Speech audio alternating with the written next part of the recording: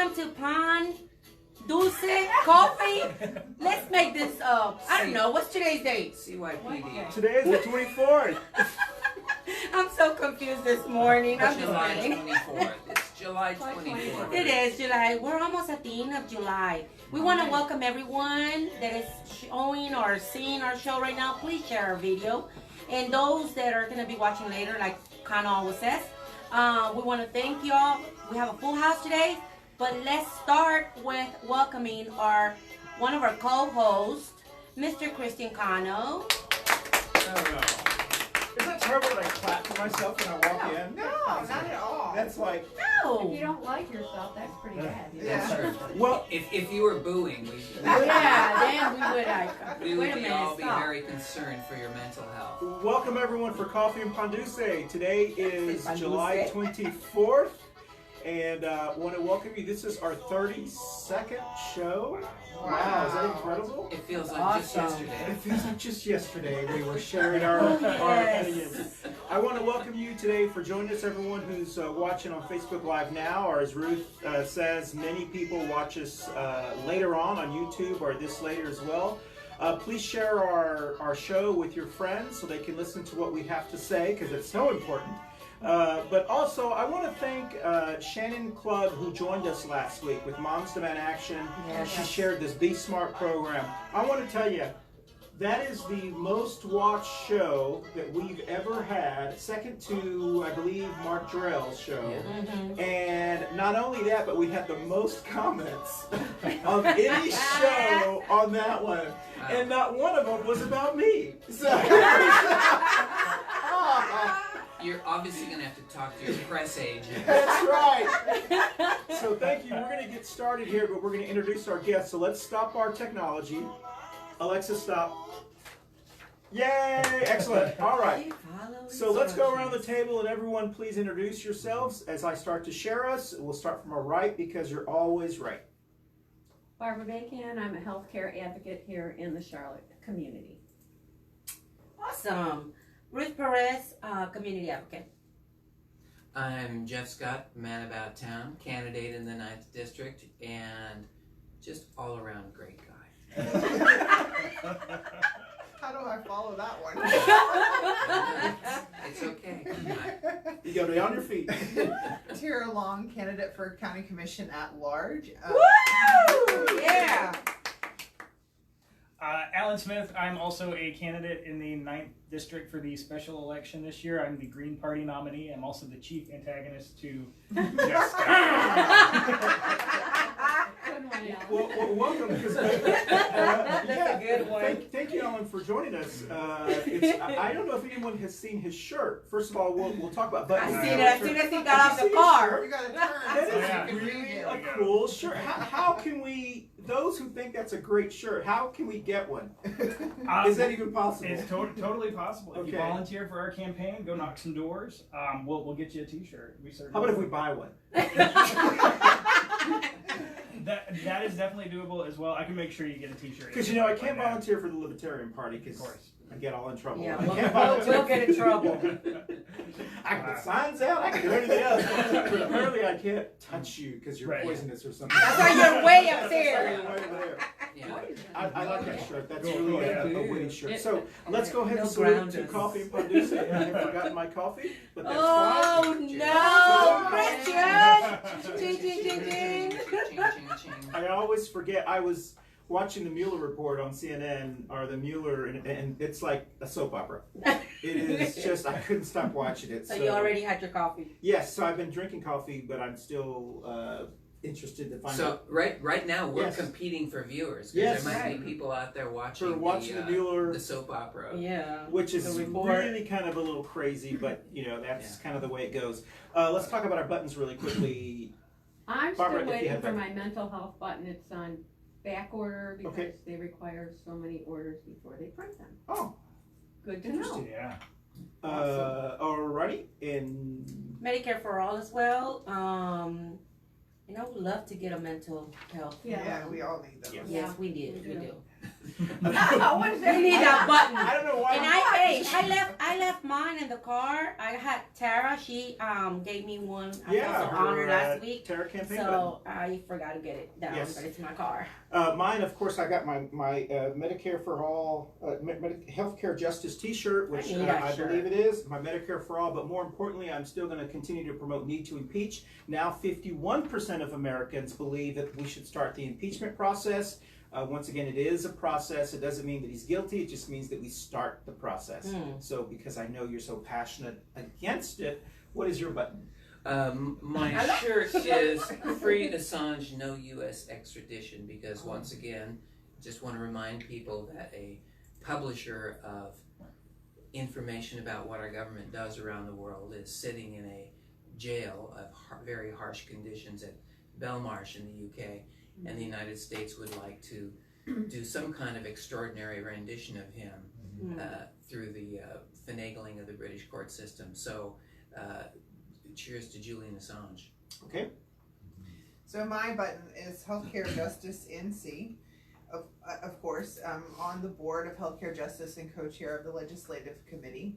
And also my push for running for County Commission is to help Health and Human Services and DSS and all of the mental health agencies in which are funded by the county commissioners. Excellent. And I understand that the group is going to be looking at trying to get the county commission to pass a resolution, possibly. Absolutely. Is that correct? You're Wonderful. spearheading that. I was trying to slip that in without making it. Kenna was spearheading it. Well, with the other legislative committee members Sure, as well. absolutely. So that would be that's a push around the country, is to get counties and cities to pass resolutions in support of healthcare, Medicare for all, the improved Medicare for all. So it'd be interesting to see if we can get that Get it done. forward. Yeah. What is your button or? So my button, as always, is the North Carolina Green Party. We are an independent third party in North Carolina. We believe in environmentalism, social justice, grassroots democracy, and peace or nonviolence. So you're like the progressive wing of the Democratic Party. Well, I wouldn't go so far as saying He that. says not a Democrat on his shirt. That's right. That's right. But we can get along with them. Of course. There you Yeah. Or what is that old saying? I've got libertarians friends. Yeah. I've got Green Party. I've got Green Party. Well, some of the, not to jump too far ahead here, but Al and I do have these discussions about the tribalism Yeah. of the parties and how difficult it is even to have colleagues on the other side of the aisle, so to speak. Yeah, especially today. Yeah. So, today's Dulce, unfortunately, Manolis Bakery has decided to become one of our sponsors, and I'm so excited to have him. We've been looking to try to get him for a long time, but I failed to pick up the Dulce. So we have American bread, which is basically muffins and... Which is basically English muffins. Yes, English muffins and some multi-grain toast. So please help yourself if you're hungry. But we'll get the bakery I already have schedule. mine. That's right. Yeah. There's Show some it to the honey. viewers. There's some honey just in Yeah. case you Yeah, I would need like to honey. put honey for your allergies. It's local honey from I believe from York County, South Carolina. Yeah. So the topics we're going to talk about quickly today is going to be. We're going to talk briefly about the Charlotte City Council passed a resolution against Trump's racism and bigotry that happened Monday night. Good. It was a very, very good day. Yeah, I mean, it's interesting that here everyone has to say. We want to talk about those big Trump ICE raids that were advertised about 3 weeks ago. That everyone's hair is on fire. Oh, yes. And understandably. And we want to talk about what happened to that, because it seems like we've already forgotten. And it's been, a week and a half?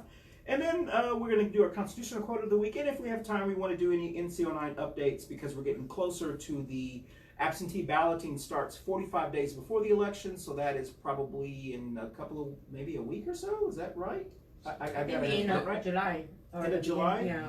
Absentee balloting starts, and then early voting will start August the something. Yeah. So it's right around the corner. It's coming up. It's 6-7 weeks. Yeah. Wow. So the election that will never end is coming to An end. end. Wow. It's going to be very interesting. And we had said that we were going to put everyone's face up here that was running for the 9th Congressional District, and then have issues that go down, and then say, do they support? No support. But I don't think there's enough out there yet. I think we need to start right before absentee balloting, because people are just now finding out where Yeah. people stand. That's right. There's not any candidate debates, is there? Yeah, there's, That's I'm right. getting So- them this week. Oh, okay. This week, and I went to 2 so far. Well, we're talking about the 9th district. Oh, yeah, So, the 9th so, district, so, so, yeah. so the question becomes, well, why don't voters know about this? Why aren't there Yeah. forums? And there aren't, because the two major candidates themselves. They're not going to debate. Yeah, they're not going to debate. Oh, and, wow. And so Really? Alan and I just, and this is we're going to announce this now. Right. Oh. That on- Hold on, let's do that CNN. Breaking news. breaking news. Ta-da! CNN has just learned. We should get a breaking news banner. Yeah, exactly. You We hold need it up. one. Well, now I feel like I should be in a suit and a tie. That's right. But we are going to have a forum on August 13th, and we're going to invite the Dans. Yeah.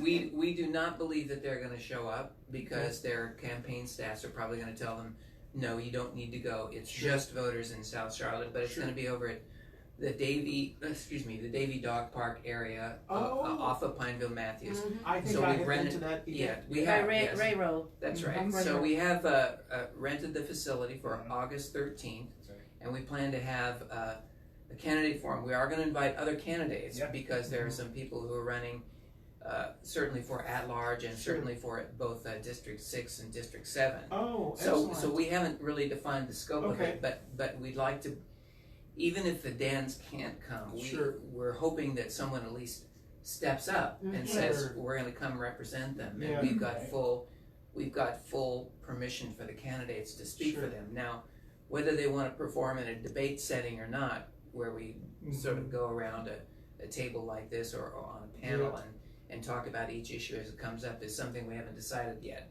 We just need to get feedback from the two campaigns Wow. I mean, to see if they want to do this. I did not know that there were Excuse not. I had not heard of any scheduled debates, Mm-hmm. but I didn't think that they would actually do it. That's right. They're not doing it.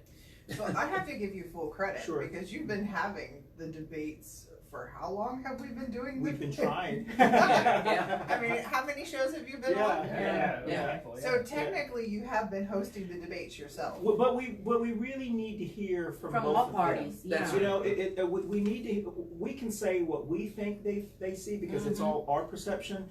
But out of fairness, because they do That's have right. supporters, That's we right. need to hear from them, and we need to hear. And that's really disappointing because the entire reason why we wanted to flip the knife, if we all remember, was because we all hated Pittenger. That's right. And the reason we did not like Pittenger was because he did not hold town hall meetings. He did not tell us where. He did not debate. He was kind of elitist.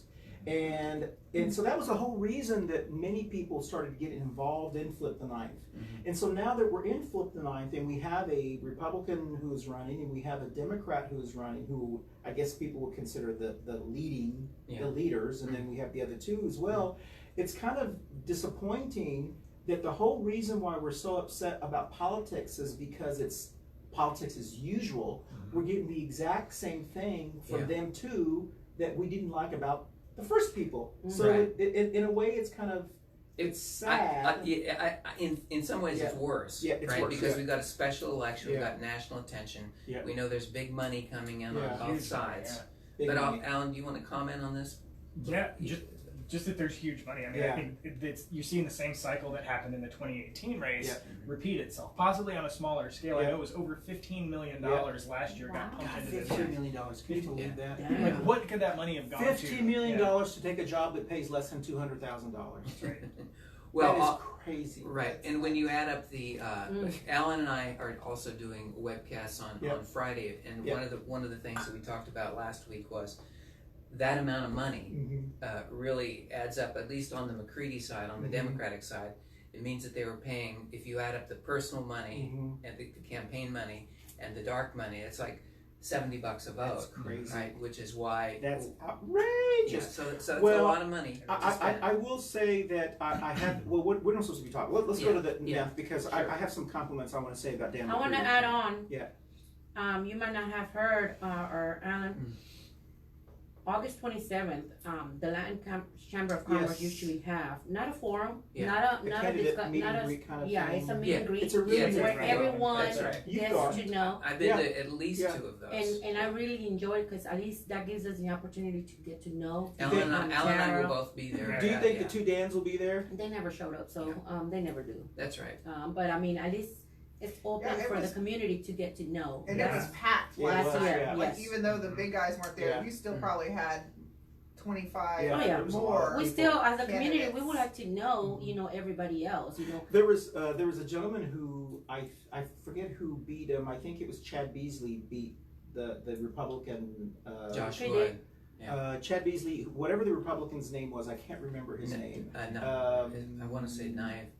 Anyway, whoever he beat, he was at that event. Yeah. And he's, you know how we were switching chairs, and he sat in my chair, and he said, Christian, I know you've got a lot of bad things to say about me, and this, and I was like, who is this? I didn't know who he was. I've never said anything bad. I guess he just assumed because he's Republican that I would have something bad to say about it, whatever. And then I felt really badly because I was like, well, I don't really even know who you are. I've met him and spoke to him a couple times. He's a decent guy. Yeah, and he ran, because it was ran a good person that we were campaign. thinking about talking about with Medicare for All, reaching out because he lost this election. He was a Republican. Yeah. And I felt really badly because Yeah, and he comes had that image. he comes to Driggs's meetings sometimes. Yeah. He's not a bad guy, and he's So mark We your just don't remember his calendars, name. August Joshua.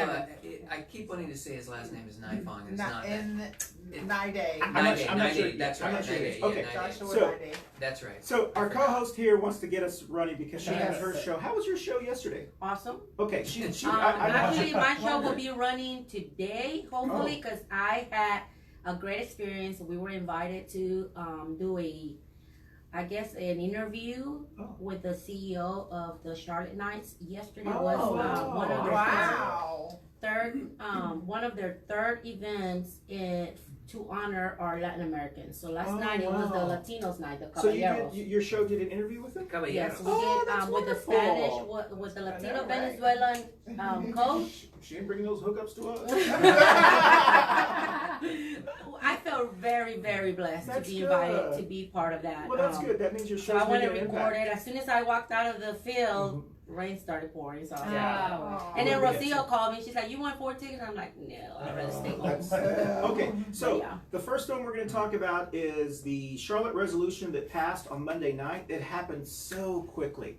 I mean, the Trump event in Greenville was last Wednesday night, Yeah. I believe. Yes, I Yes. think That the so. chance happened, and then the firestorm, the hair Actually, was on that's Tuesday fire. night because we talked about it on Wednesday. So it was Tuesday night. No, we talked about Wednesday that happened that night, right? Or No. Thursday night. Yeah, Thursday night. it Was was. it Thursday? Because I remember our show's on Wednesdays. Yeah. So it But we happened talked after. about it already because we said he sent us back to Yeah, it might have been No, a week no, and a half ago. a week and a half no. ago, the Thursday before But Greenville was No, last he week. said it before, but then he had his rally in Greenville. in Greenville. Yeah, Yeah. Wednesday. Okay. Okay, we'll find out. I don't We'll remember. find Anyway, it happened really, There. really quickly. Yeah. Because that was the same night that Dan McCready unrolled his Projects, his plans. his works plan. Mhm. National And he did a Services. live yesterday. Did y'all get to He did a watch live it? yesterday to release his healthcare plan, Healthcare which plan. I wasn't. I didn't anybody pay hear attention that? to it, but I will. Yeah. I will. It's on my agenda. I'm to sure go it's back very and look at it. important. Yeah. Yeah. I So hope anyway, so. we'll talk about that later. Yeah. All right, so the Charlotte resolution passed, and Dr. Harlow, who is a member of our city council, represents District 2, who is not running for office again, at least this time around. So he has an open seat, so to speak. He spearheaded this resolution and got everyone together and was able to get it put on The agenda. agenda, which is half the battle, because the mayor could have just as easily have said, no, we're going to follow protocol. Mm-hmm. It needs the public needs to have input and Yeah. so forth. But there are issues that she can actually put on the ballot that are specific ones, and she are the agenda. And she put this one on the agenda, which I have to give her credit for having the leadership to do that. Now, I don't think she would have done it if we hadn't been challenging her. Oh yeah, that's what I was gonna say. I think because we had been challenging We her, pushed it. she knew it was like, okay, if I don't do this and they don't like me already, it's gonna go crazy. Yeah. And so I do think that was another. But regardless, whatever we do in our community and everyone else does has worked. Mm-hmm. So the resolution was passed, and I read the resolution. It was a very strong resolution. I was pretty impressed on how strong it specifically detailed things, and it voted 9-2 down party lines, which I think is something was kind of disappointing. But people can tell us how they feel about that. So anybody want to share how they feel about the resolution being passed or not? Excellent. Well, okay. Let me go ahead and start since no one's speaking. All right. And you can keep. I'll even keep the bell. So Oh, I, Oh, no. That belongs to me. That's right. As a general rule, I don't like resolutions like this. Yeah. And you know, I lived in Berkeley, California for several years, and the Berkeley City Council had a reputation nationally for being pretty wacko, precisely for doing things like this, things that they couldn't change. They wanted to, you know, whether you want to call it virtue signaling or just, promoting the talking points of the opposition parties or whatever it is. People just wanted them to literally fix the potholes, right? Sure. So I'm just coming from the point of view that city council, just because they get enraged, this isn't really their job. Now, Okay. so which doesn't necessarily mean I support the votes of the Republicans. I don't. We know why it was a party line straight vote, but in any case, I don't support this sort of activity. I think that they should just leave it alone and do the work that they were elected to do. I hear bacon grilling. I hear it. What do you think about, we're hosting The the RNC. RNC next year? If we say nothing, what does that say about us as a city? When I heard it on the radio, I thought, yes, I'm glad they did that. That sends a message. It's over. Sure. This is where we stand as a city. We're still the host, but we don't want that kind of rhetoric when he comes here next August. Yeah, Is that what good point. Anybody else want to add? Yeah, so I mean, I think that if I can see some politics to this, definitely. So what was the party? I'm sorry, what was the vote for the RNC? Do you remember how that split? 6-5. 6-5. 6-5, and so then the vote for the resolution It was 9-2. 9-2, Yes. right? So I think you have an opportunity here where people are trying to make amends for a bad decision. Exactly. Ah. I completely agree with you. Yeah. I hadn't thought of that. Now, Okay. it's one of those situations in politics, and Tara, I've learned a lot about Tara, and she doesn't, I probably won't admit it in front of her, unless I turn this way. But if you want to run for office, you do have to minimize the bridges you burn, even though I do believe sometimes bridges have to be burned. But you have to pick them carefully. Yes.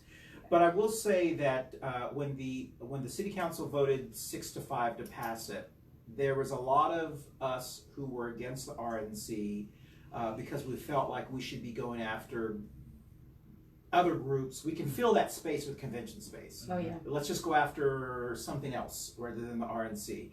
And because of what we would put through the people in the hospitality business, the service industry that have to service those people that don't like them.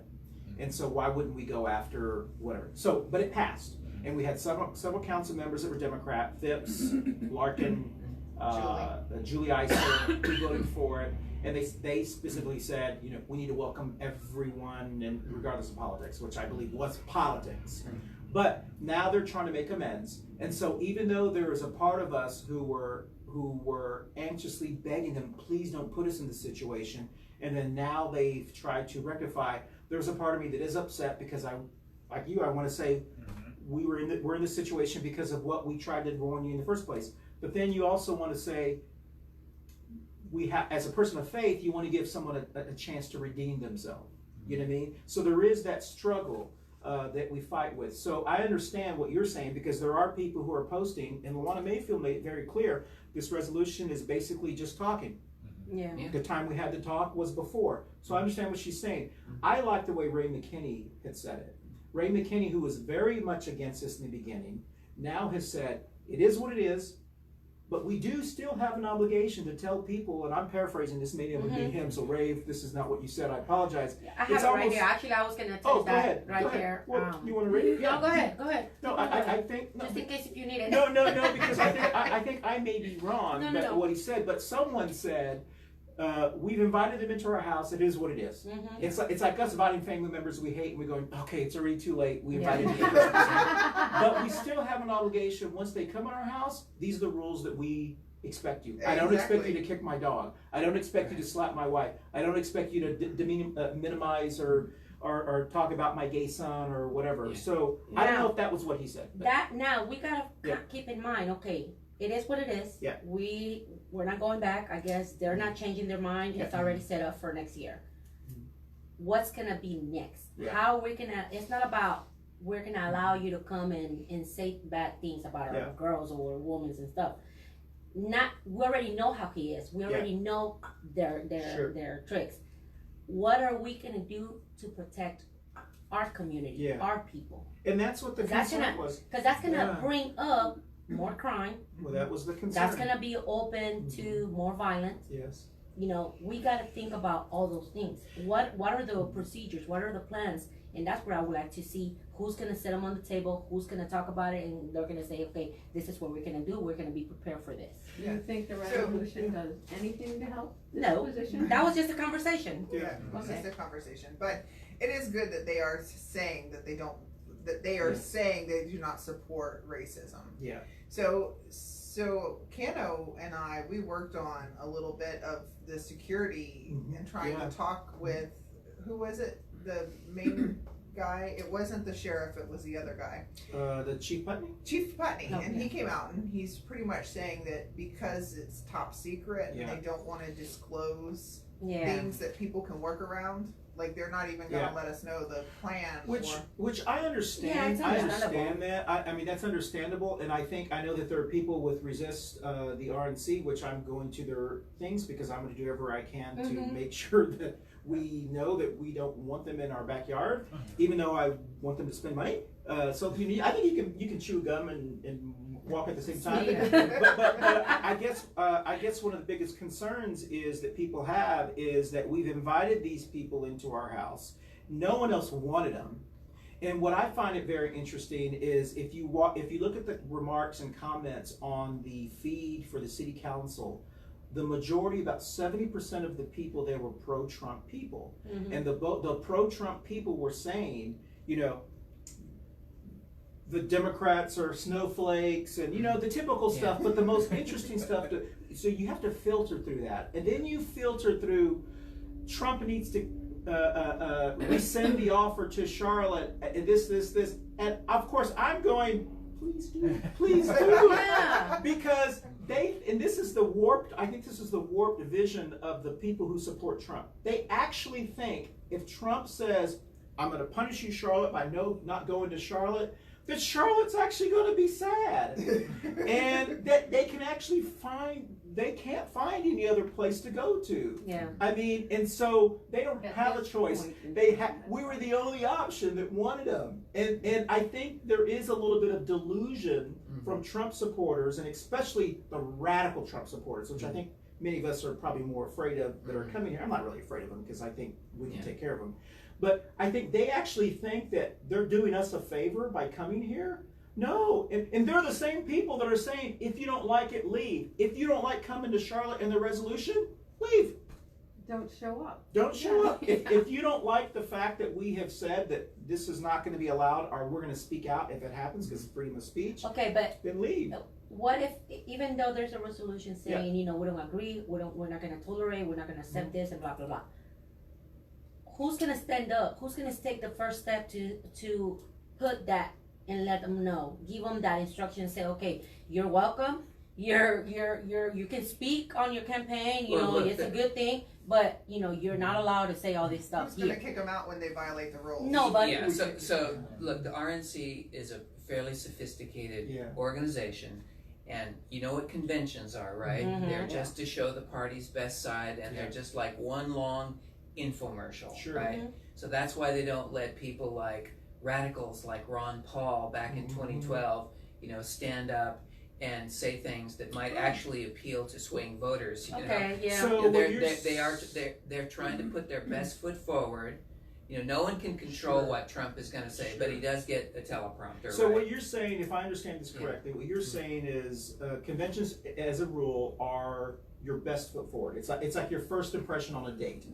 And you're not Excuse saying me, that, yeah, but I'm yeah, saying yeah. that. And so you're saying is that you have a little bit more confidence in what's going to be said because the people that are organizing this understand that this is going to be their impression That's to right. people, And so so, they're going to try to and minimize. so if they look reasonable, Yeah.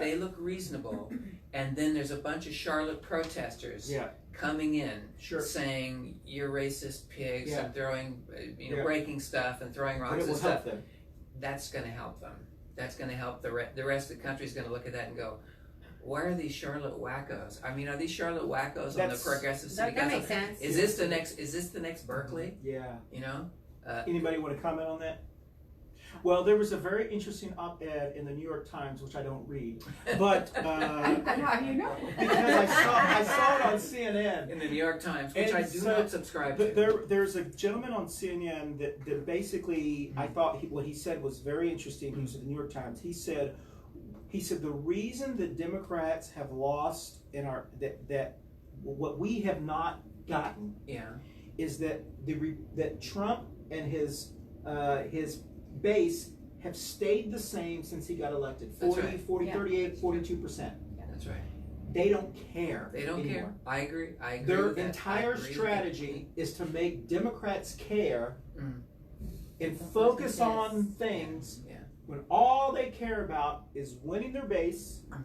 and that's all they care about. Yeah. And so his argument is the only way that Democrats can run against Trump Mhm. or other Republicans, I wouldn't say other Republicans, but most other Republicans, Mhm. like Bishop, for an example, Bishop does not care. All he cares about is winning the Trump base. He doesn't care about the middle. He doesn't care about Democrat. He doesn't care That's about AL. He doesn't care about if he offends anybody. That's right. All he cares about is winning. Mhm. So that strategy works as long as Democrats go, well, we need to be careful, and so what to say, that's yeah. what he's saying is that Yeah. and when you look at the remarks, even though social media is not Mhm. scientific, it tends to be an age group between 35 and 65.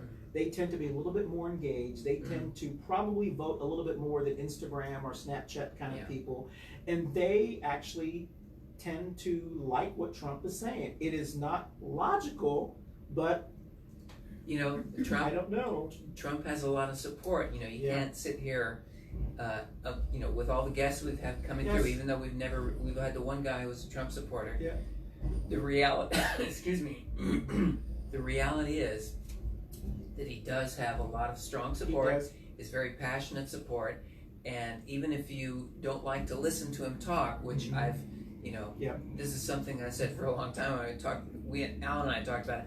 I don't actually like to listen to him talk. It is kind of incoherent and rambling, and it doesn't make sense. So it kind of, I don't want to listen to that. I want to see what he actually does and the people he hires and whether he gives, whether he wants to really blow up Iran or not. So, but people like that.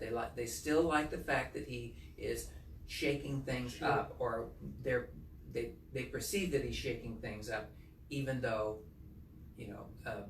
he's still a creature of the swamp in our estimation. But that is what's so unique about this era that we're in politically, and I think we've been heading this way anyway. That we just haven't really wanted to admit that we've been heading this way. Is what is so unique is that there are people that that base, they are voting in very at numbers that are enough to make elections, and that everyone else is just saying these are terrible people, and that's okay because we're not the ones that are voting. And so the way to beat, and I've said this before, and I know people don't like this, but that's what the New York Times person said, the way to beat bullies is to bully them back.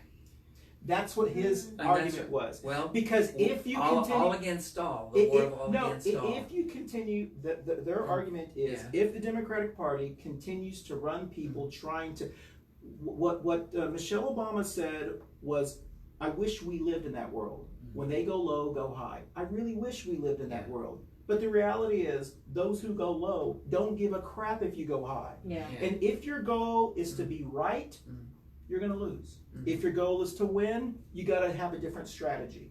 And so I don't, I think what I'm saying is that those people that seem to really say Trump is doing this, Trump is doing this, they're winning at a more national level, even though progressives are winning at a local level. To win nationally, we have to inspire people to come out to say, and that's the reason that OAC and the squad have so many followers, is because we don't have, I'm an AOC squad follower, we don't have those kind of people in our district. Alma Adams is the strongest, most progressive person in our district right now, and she is of age.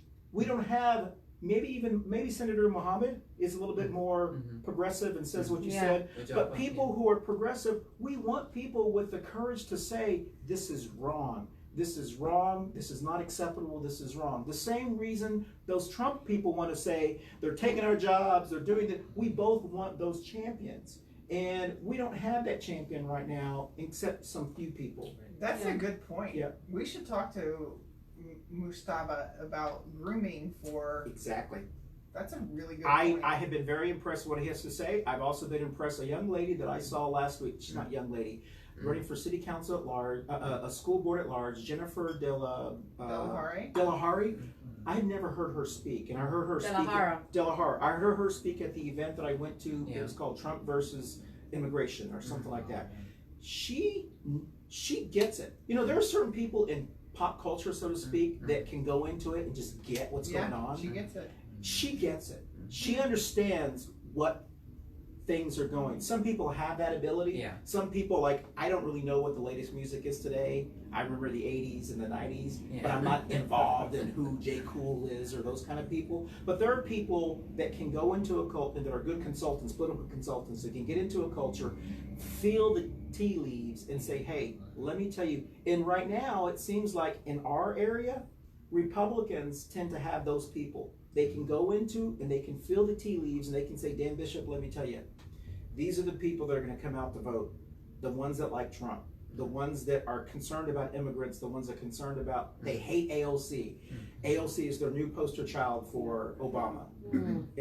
But anyway, we'll find out. I know anybody want to say it before we switch to the next one? No, we're good. Okay, so the next one is ICE raids. So we were all understandably concerned not very many weeks ago, and it seems like Trump does this probably once every 2 months. He scares us all about, we're going to do ICE raids, we're going to do this, we're going to do this.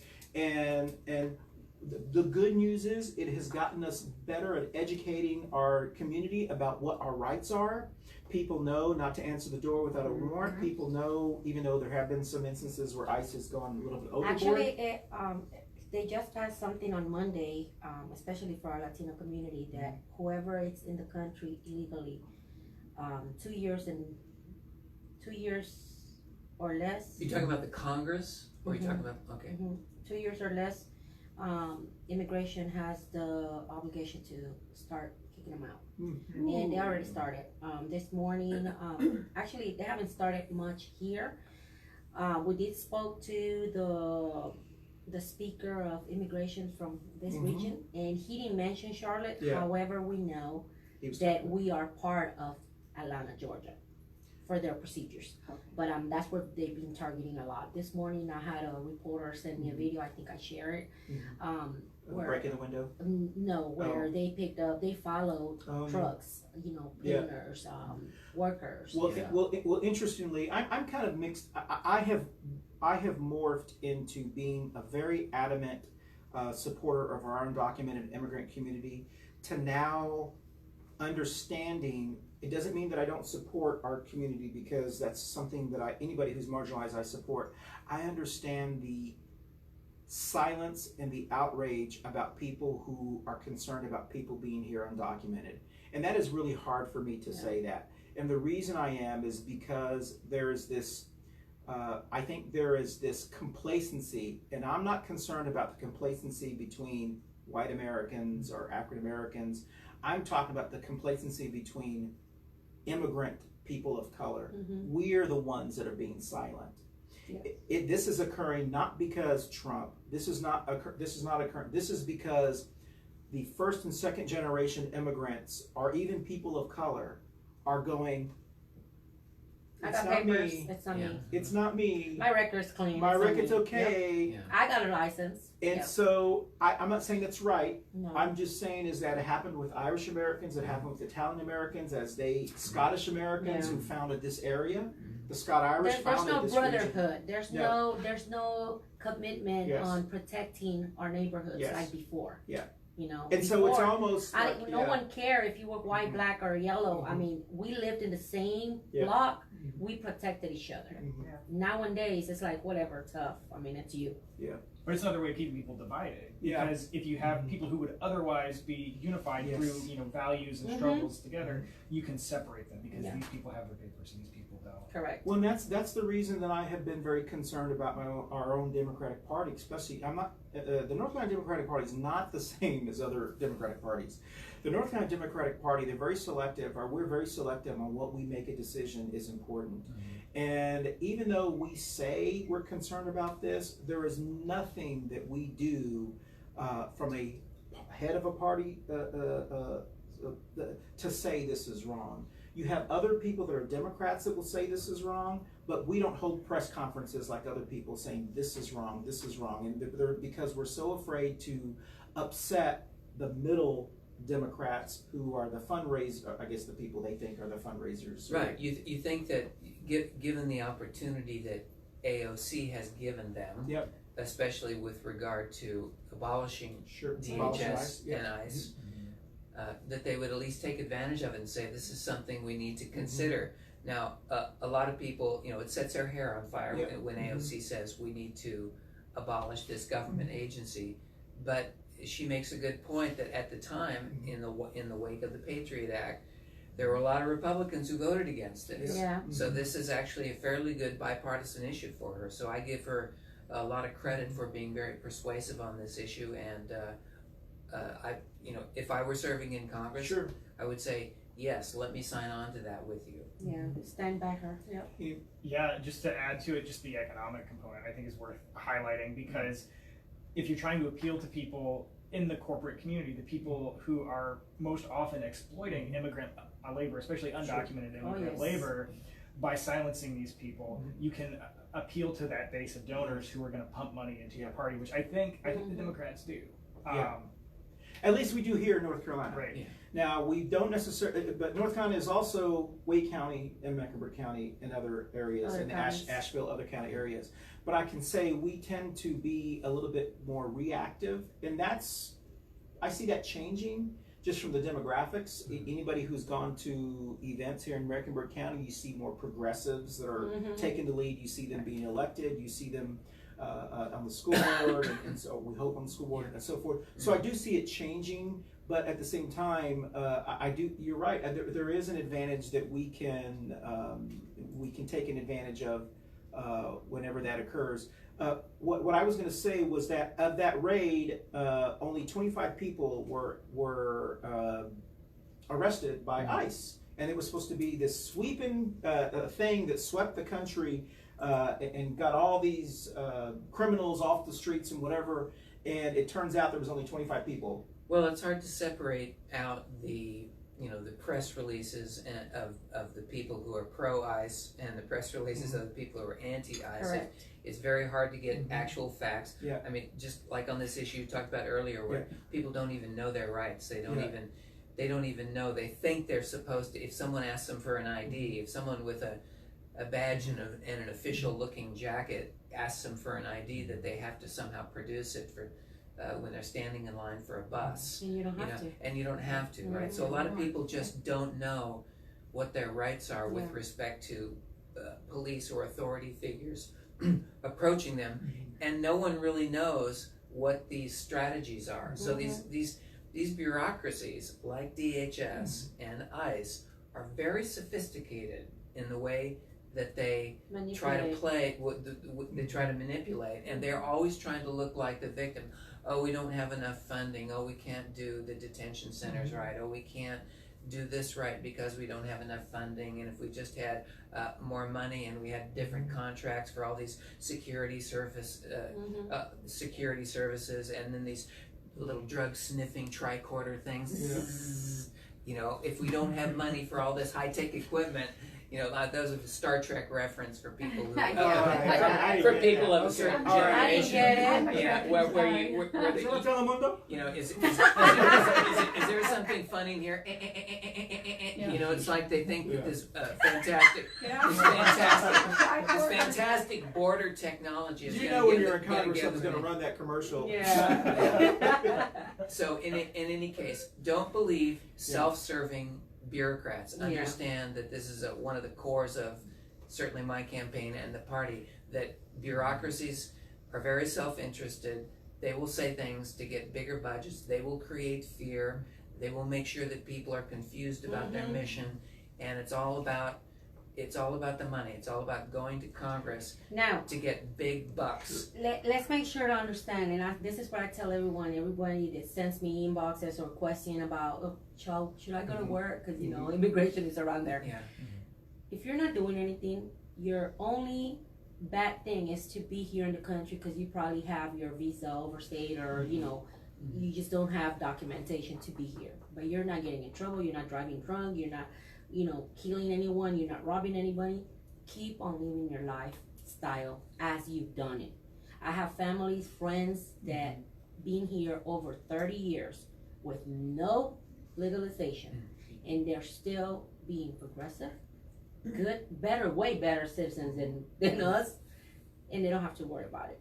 However, the ones that we have to give them credit, okay, 25 people, that's fine. Maybe out of those 25 people, and those are the only ones that we know about. We don't know behind that. However, those 25 were probably being searched or looking for because they had criminal activities in the past. And I think that's what is. And I want my country clean as well. I mean, I'm not saying they did bad. I think that's what confuses. I agree with that. I think that's what confuses this situation. So, and why some people don't want to talk about the situation is because, as a rule, we all want safe borders. Right. I mean, I don't know anybody who does not want a safe border. It's like saying we want to take everyone's guns away. No, we just want safer situations. I think we all want. We have walls that we built. The Democrats voted to build. As a matter of fact, you know, there's a report that people don't understand is that Trump has asked for all this money and has not built one single new section of wall. Right. He's replaced old walls, and even his own conservative newspapers have criticized him for not building new walls, and now he's attacking the Washington Examiner, which is a conservative newspaper, and Rush Limbaugh, because we have built not one single section of new wall. There is a section, there's an 18-mile section that is going to start to be built, but we're about a year or 2 years away from even, it's tied up in eminent domain lawsuits and so forth. So Trump has built no new walls, but he ran on this thing, we're going to build walls. He hasn't done any of that. But I think the deep, all of us want walls. We also don't want criminals, so to speak, you know, rapists, druggists, you know, those are things. So when you say those rapists on drugs and all that, what about the ones that are committing those kind of crimes here? No, that's what I'm saying is that in general... Let's build up something on them too. In general, that's the kind of people that we want the police to go after. Correct. So when he says those things, or when people say those things, there is a silent section of our society that are maybe moderate, that are maybe more Democratic or moderate Republican or whatever, that they say, well, that makes... that's something that I don't have a problem with. But this is what I think is very... This is where I think we fail as Democrats. We fail as Democrats on how we explain things. We always are catching up with things that are explained. One of the things I think that is very hypocritical is the same people who say, and I have heard these people, that's fine, let's send them back. And when I say, do you understand that 1/3 of our construction workers in Charlotte are undocumented? Do you know the price of construction that will go up? The people in Charlotte, or Mecklenburg County, have made a moral decision or whatever decision. They've said, I'm willing to offset that cost. I'm willing to do that to get, to clean the slate, so to speak, which in other words, to get them out or whatever. They're willing to pay that cost, even if it means as taxpayers, we have to pay 120 more %. Or if you want your house remodel, it's going to cost you 30% more or whatever. They're willing to pay that cost. But yet, we're not willing to pay 30% more to make sure everyone has health care. Correct. So the priorities that we have are obviously not Backwards, yeah. are very Backwards, different. yep. We have to do a better job of Democrats of explaining to people there is, if your concern is higher taxes, if your concern is whatever, this or good jobs or making Close down sure restaurants. if that is a concern, then let's talk about it from all avenues. All aspects, If yeah. we cover everyone for Medicare, if we give everyone Medicare for all, we save that money too. So let's talk about, are you willing to talk about that? No, that's socialism. Okay, well, isn't, I'm saying is that we've got to do a better job of taking the lead in conversations. Speaking out, It's because we don't take the lead in conversations. I think we tend to, now, Libertarians do a good job and Green Party does a good job, but Democrats, we do a very bad job of educating people. Well, It seems like you've got a very divided party on Yeah. immigration. I mean, historically, you've got the baggage of being a union party Yep. that excludes foreign workers. So Yep. you've got this deep legacy of your party that is, we got to not let cheap labor come in because they're going to compete with our people. Yeah. And Trump has taken a lot of those voters Yeah. too. So you got a problem there because you don't actually believe, like libertarians do, that we should have free labor markets, that people should be able to cross the border for seasonal work or their work visas or whatever it is that they need, right? And so, Alan, would you like to say anything about the Green Party and the progressive movement's take on this labor movement problem? Yeah, so I mean, I think we want to just support workers in general. So I don't think that we look at it through the lens of who's documented, who's here legally, who's here undocumented. So to that end, I would like to see something where we can protect these workers through unions. We allow undocumented workers to unionize. We protect them in the same way that traditional organized labor is. I think that would be something that would be nice to see.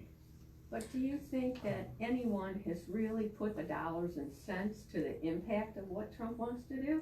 We did. Where is it? No. In 2016, when I ran, we ran, and Hillary. This was the message, talking points we were getting from Hillary. We were trying to be on the same page. We ran. Trump wants to get rid of 11 or 12 million undocumented people in America. Do you know the cost that would be? Do you know how much money we would have to pay more in Social Security to cover all of that? And taxes, bankruptcies because people can't pay their houses, people can't buy their cars who are undocumented, who own cars, who own houses, who pay insurance, who buy sales taxes, who shop at Harris Teeter. 11 million people. The cost, and it costs 6,000 or so to deport one person. 11 million times 6,000. Imagine the cost. It would be cheaper for us to create or cost efficient for us to create a pathway to citizenship. Correct. To get them to pay taxes and to bring that cost. It would be better. That was what we ran on. Or just by splitting families. People Makes it worse. saw that argument. They made a decision. Not everyone, but most people made a decision. That is a cost that I don't care about. That is it's like I equate it to you being a radical Panthers fan, and the Cowboys come into play them. And a Panthers fan saying, I don't care what it costs, I'm going to that game. And that is what people made the decision, specifically those who are still the 40%. We know the 40% that are supporting Trump. Maybe some of the other ones have switched over because they realize I don't like the way people are being separated, my faith doesn't like this or whatever. But that 40%, they have made a decision for one reason or another. America has been declining. I don't have the same childhood as I did when I was younger, and we need to get it back. Now we know, but they're smart because I've talked to some of them. They know that by 2045, America will be majority minority. Right. All they want to do, and that's the strategy, is to extend that 4 or 5 more years for their children. If they can just extend 4 or 5 more years for their children to enjoy a life that they used to, it's worth them sacrificing voting for people like Trump. So that is a calculated decision that they have made. As Democrats, we have to offset that message by saying it doesn't have to be scary like that. It doesn't have to, we've had changes for a long time. And the reason I say that is because we've had the same argument when we were doing through the AIDS crisis. The reason good people turn their faces on people dying with AIDS, and these were people of faith. These They're were their scary, brothers. though. They were afraid. Yeah. They were afraid. I'm afraid. The we're way gonna you put get it out, the way it was exposed. Right. And it took a strategic strategy from early Democrats and people who would act up to say, listen, this doesn't. You don't get transmitted by sitting next to a person. Yeah, remember equality marriage? Remember here they were saying Amendment 1, if we let gays get married or same-sex people get married, the country will destroy. It will destroy our marriages. You know how many people are going to get divorced and this? Nothing's happened. What happened? Nothing. It's like, oh, nothing happened. You know, with the bathroom bill, that just, thank goodness that they just reached, the federal court just reached an agreement with Governor Cooper and LGBT groups that now the bathroom bills that were passed, you cannot enforce those in public spaces. It was reached yesterday, which is a huge victory. Remember what the whole argument, the whole Dan Bishop's argument, which is my concern about McCready. The whole thing should be not that Dan Bishop supported or wrote the HB2. He should be arguing that we should be not against it. We should be saying this is the good thing. This is it's the world's not coming to an end. Yeah. You know. So I guess that's my whole point. Well, Should I ring the bell? Ring the bell. Should we lead into the next one, or you want to say something on I this think one? we 'Cause need got like 10 more minutes. Do we have more? Well, I was to just say? going to say that, you know, without going into a whole thing about HB2, the fact that we needed the federal government to deal with our governor, to deal with the LGBT community, to come to this ridiculously obvious common sense solution that normal people under normal circumstances with normal human values and normal interaction, normal manners couldn't figure out, just shows you how much everybody's hair is on fire. Yes, you I know. agree. Whatever happened to the Southern manners that I was promised when I moved here? That's interesting you say that, but we won't get into it right now because we are going to be entering Pride Month next month, and Jenny is coming back on our show. Oh, Jenny! To talk about some great things that are happening with Pride, and I know I honked at her on Monday. Oh, she didn't see you? We're gonna fight Jenny. Yeah, it's everyone is welcome back. Of course, Pride's a great time here in August. Everyone's marching. I'm interested to see who's going to be marching in Pride, who are running for office, who's going to be having booths. That's very important. It's a symbolic type of thing. I'm probably going to be marching with either Medicare for All or Moms Demand Action, or now I don't know, have so many choices to march, or I may be on a float. Yeah. Well, be sure. Not on a bikini, but I'm just telling you for everyone else's sake. Let's read our constitutional quote of the week before we talk about the last one, because we don't have time to. We won't miss it. I think we were on amendment, or we've decided just to go to Amendment 3. Yeah, we're recycling through them, right? Yeah. No soldier shall in time of peace be quartered in any house without the consent of the owner, nor in time of war, but in the manner to be prescribed by law. Okay, so does everybody know what this one's about? Tell us. Tell us, Jeff. Educate us. I hate to sound like a political science professor, but this is about, you know, the quartering of soldiers in homes, and this people think that this has is obsolete, right? Because our own standing army doesn't do that. The Defense Department might eminent domain some properties from time to time, but so quartering isn't really an issue. However, if Alexa is in your house, you have they've got access to your voice. They have access to the things that you are saying. It's the same way if the NSA, and we know that there was a program where the NSA was intercepting computer equipment and then planting things in those computers to ship to people. So they are essentially quartering by monitoring your communications. Okay, so that may be a little bit of a stretch. If there was an attorney here, you know, they might be arguing with me. You seem like you want to say something. I do. This is really interesting because I've never thought about it from this perspective. So you're suggesting that Amendment 3 is almost would be unconstitutional if they used it like that. well, so that it's geared more towards surveillance, whereas I read it Yeah. as being geared more toward cutting operational corners, right? So you Yeah. can house troops. That's right. And originally it was, but I think that, and this would be interesting to look at the history of it a little bit, because the soldiers were required to certainly report back if they saw anything suspicious. Right. They're on duty, Yeah. right? So just So, because they're so see, Jeff, this is an example yeah. of how people, I think, in general, and especially Yeah. Americans, and I don't Yeah. think it's different Yeah. anywhere else. We all make decisions when we're dealing with policy. Yeah. On which policies we're willing to give up our freedoms and which policies we're willing to fight for because of what we think is best for our family and what our existence is. So like immigration, for example, we talked about there are people who've made a decision, and they're good people of faith, but they've made a decision to look the other way because they feel like the offset, they'd rather have a little bit more years of America like Mayberry or like Leave It to Beaver, okay, instead of like a Fresh Prince or Bill Cosby. And so that's kind of the way they look at it. Yeah. This issue, which you and I would not agree with, I would not mind, and I know this is terrible, but I would not mind the government being involved in looking on what's going on to keep me safer. And so I would be willing to give up my freedom. That's why I put these things in all of our computers so no one can see cameras, or microwaves or whatever. Right. I hate to say it like this, but I'm willing for this gentleman here to face justice to prevent someone from leaking information again that could harm us.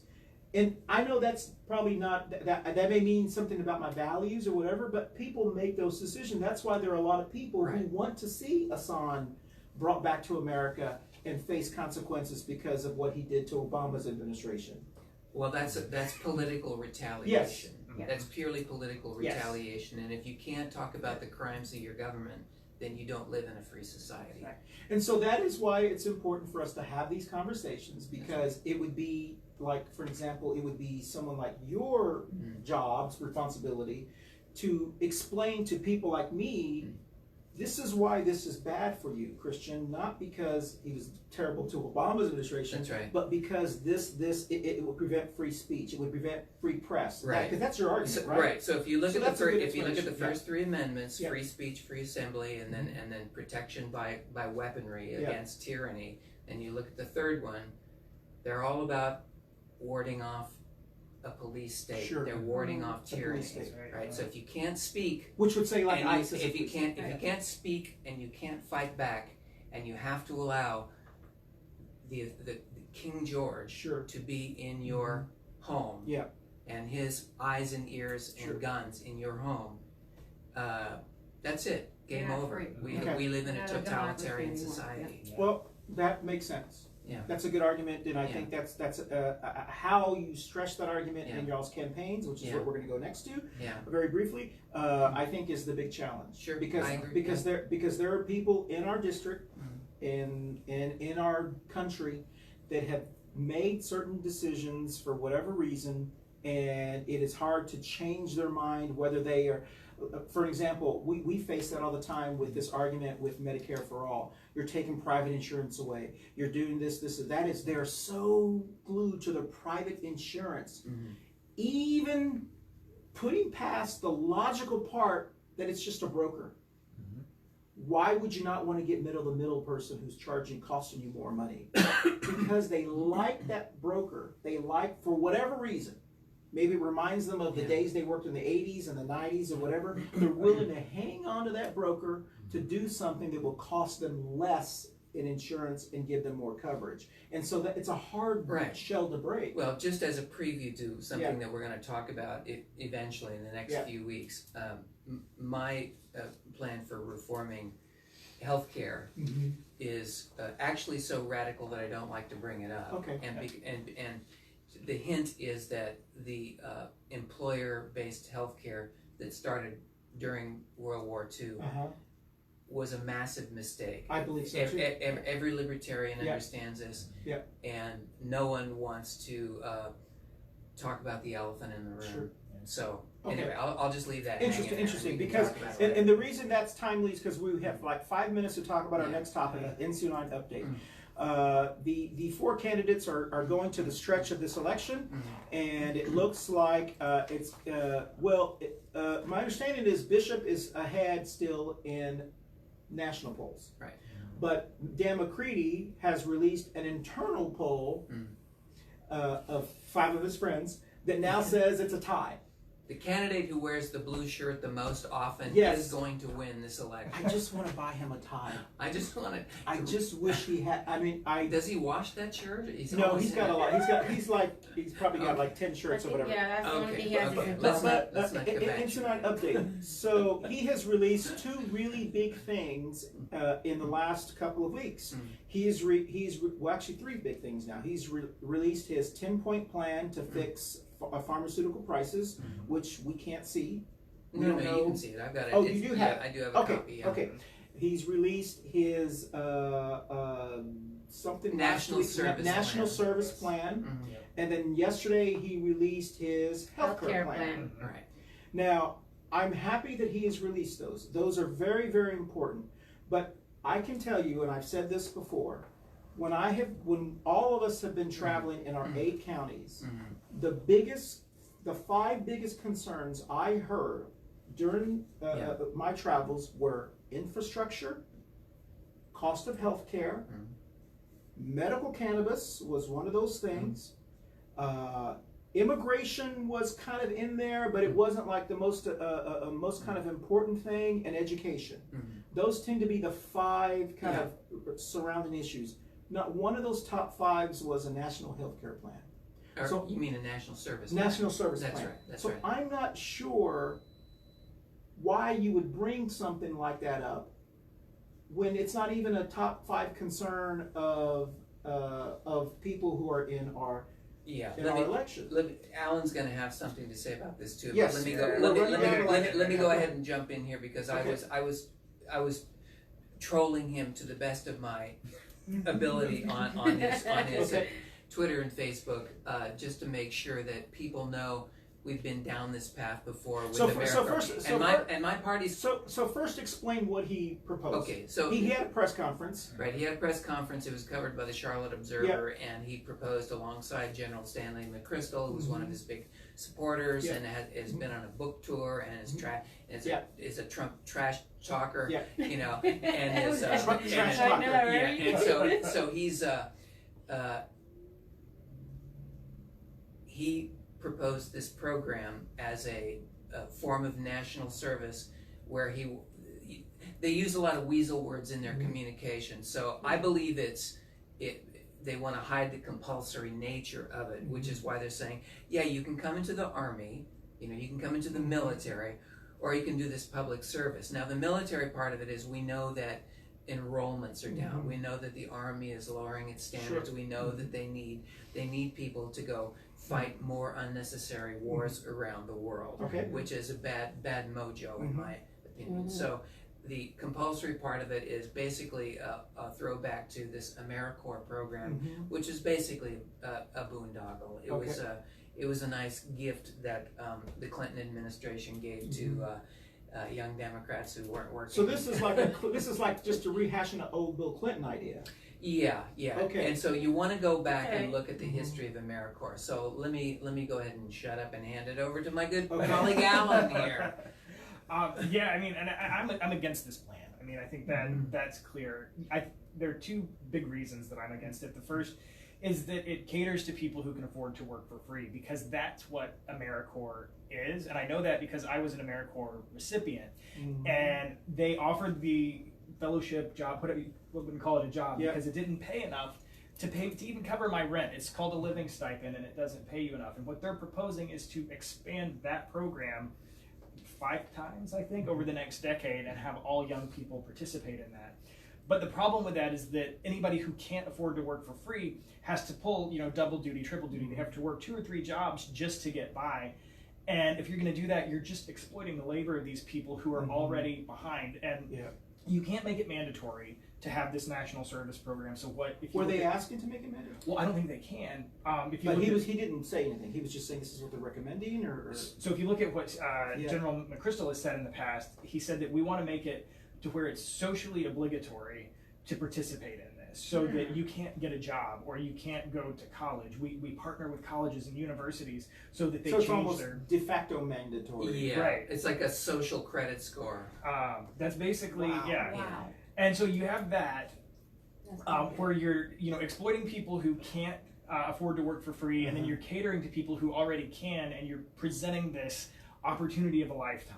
And I will point out that our opponent Dan McCready had something similar in 2018 when he ran for Congress. They had this thing called the McCready Corps, which was basically what it was, and they asked people to work 40 hours a week or more for free for the opportunity of working on his campaign. And I called him out for that because, like, he's sitting on $1.3 million at the And he time, can't pay And his he people. can't can't pay pay his his people. volunteers?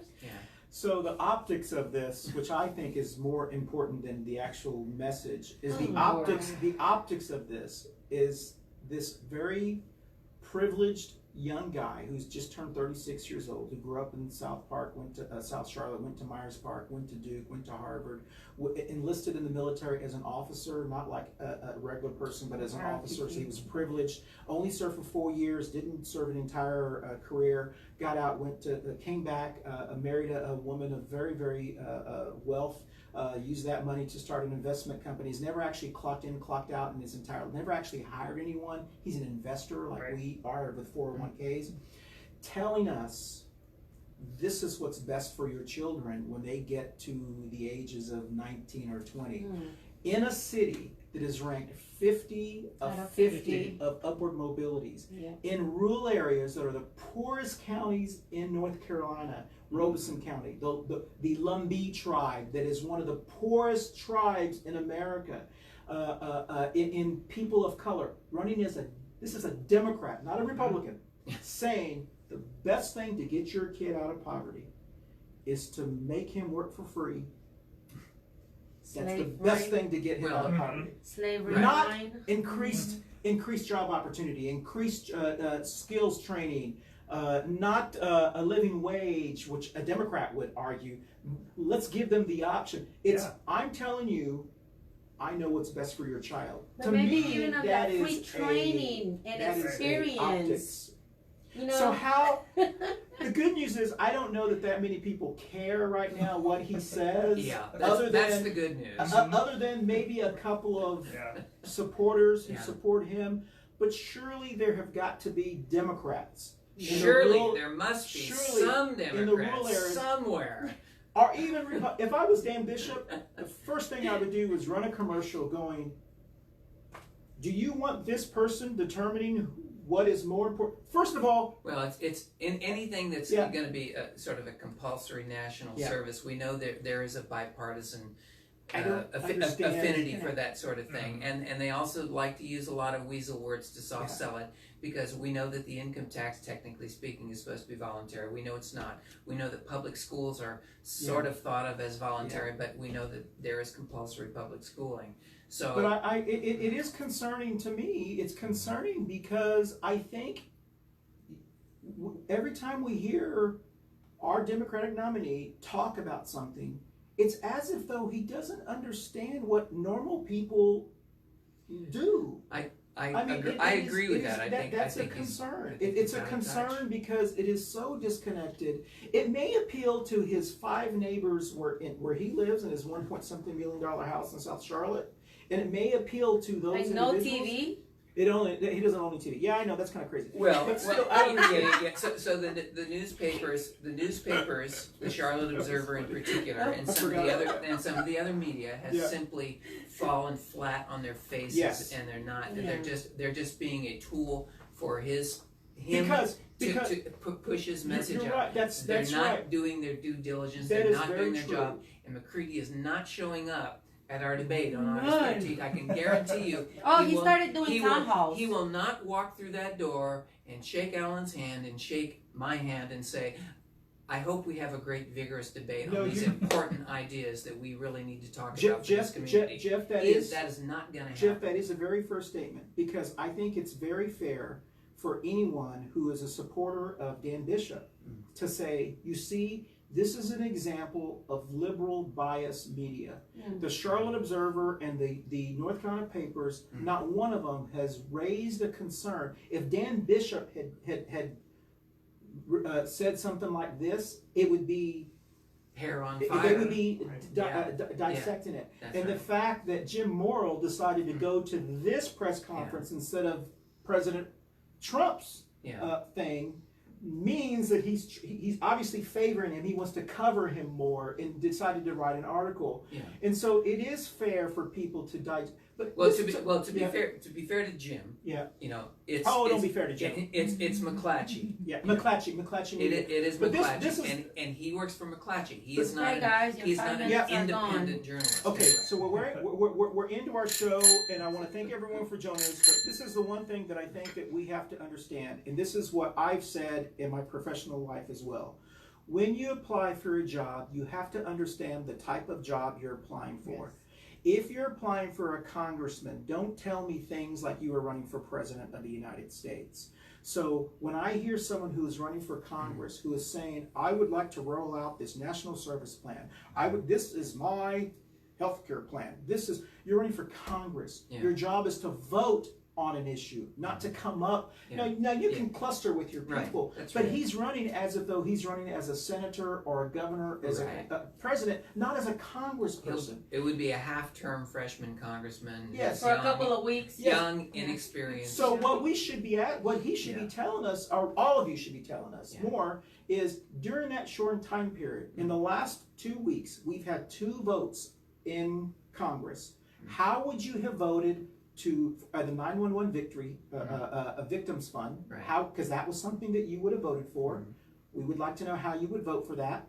And how would you vote for impeachment? That's another one. And so there are votes that Congress is voting on now, which is really what we want to know. Yep. We want to know, that's great, but if the Equality Act, let's say, came up, or if the reinstate the rights of transgender people in the military, if that came up, how Would you would you vote? Dan McCready, would you vote yes? Or that's really what That's we right. need to know. There because in is Congress, there is current legislation, and it's being debated.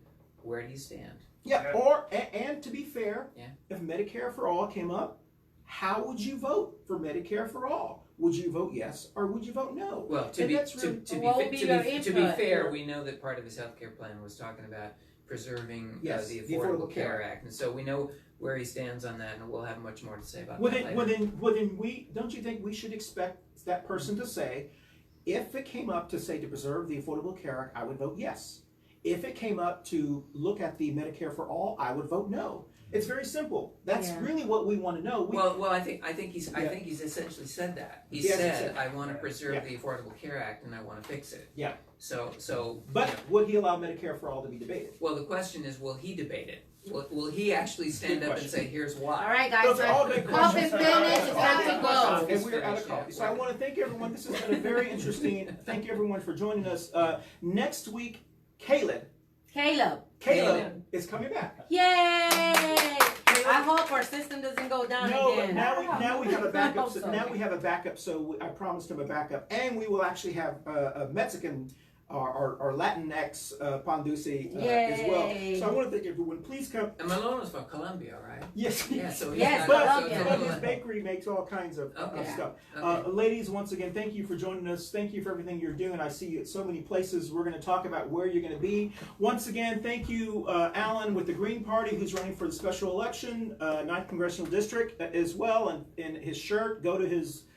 Go see what he has to say and see what Jeff has to say about immigration. The Libertarian Party and the Cato Institute has published some of the greatest stuff Absolutely. that I've seen. Yeah. And I will say, I need a pen that says I am a Democrat.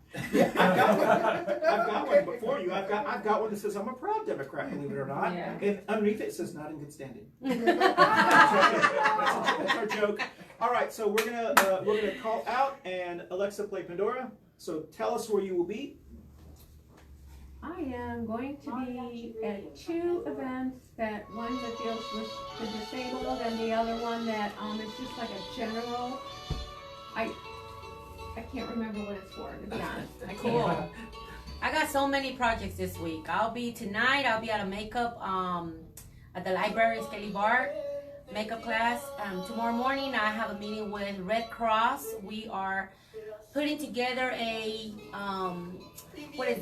diversity and inclusive board for our Latino community. There's a lack of blood for our entire city, so we're putting that together with the Red Cross.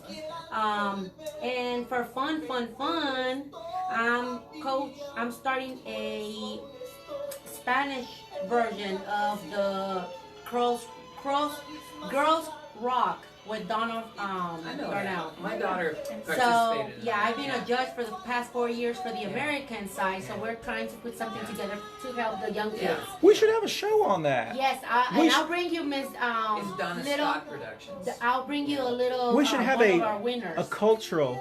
Yeah. Yes, we need that to be more inclusive. Exactly. And then for the weekend, just for myself and Busy my husband and my family, I'm gonna be attending since I got awarded 4 tickets for Janessa and the Selena Experience. Y'all know I'm a Texas, and I'm in love still with Selena. So it's a Just so band she that does Selena's? Yes. Oh my gosh. So That's great. you can join me, Kano, if you want to. It's on Friday. I'll be fishing. At Jeff- Fillmore. I've got my dog Bruce for a week, and I think everybody should be thinking about their dog's health over the next, because we've had very hot weather. So take care of your pet. The weather's cooled down, so we're gonna get him out to the park. We're gonna let him, jump in the pond and cool off and have a good time. It's been very hot. Animals have been suffering, so watch your dog. So I think today I have a natural break. This was my only event for today. But tomorrow- Tara gets to watch television. She does. She has a TV then. So tomorrow night we have the African American Caucus of Mecklenburg County at Little Rock AME Zion Church from 6:30 to 8. Busy. And then on Friday, I'll be with Jeff. Actually, we're gonna With be. the dog? We're gonna be at Julia's. Is that right? That's right. Yeah, we're gonna Julia's every Friday at 10. Every Friday at 10. We're gonna be chatting about issues this week. We're talking about the military. Is that? That's right. We're going to be talking about military. It's gonna be really Military interesting. industrial You should- complex. So is this Come a out. public event or a private conversation? You're welcome to Yeah. come Oh and yeah, sit. come on out. Yeah, we just. That's awesome. Yeah. We set up at a table in Julia's and Until they get kicked out. Hey, I forgot. Until the North coffee Carolina, North Carolina Democratic Hispanic board will be meeting tonight, and soon we'll let y'all know every event that we're gonna be having, and so y'all can join us and be part of our board there. All right. I guess that's it. Everyone wave. Bye. Bye.